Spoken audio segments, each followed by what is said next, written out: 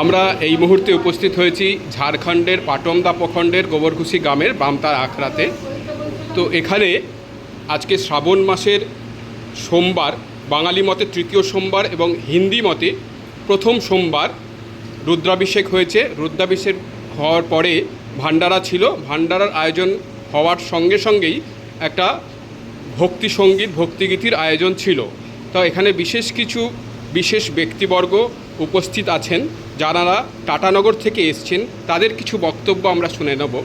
বামতারা আখড়াতে উপস্থিত হয়ে আপনাদের কেমন লাগছে? অপূর্ব অপূর্ব, খুব ভালো।